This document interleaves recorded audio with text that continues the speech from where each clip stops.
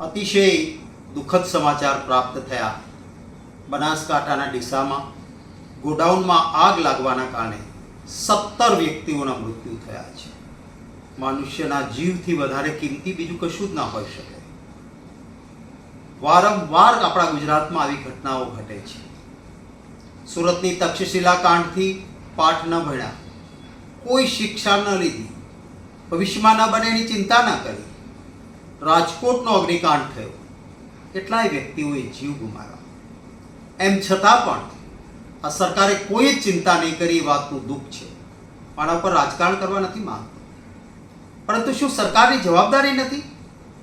એક પણ ગુજરાતીને તકલીફ ના પડે, એનો જીવ ન જાય, એના માટે ચિંતા તો રાખવી જોઈએ ને।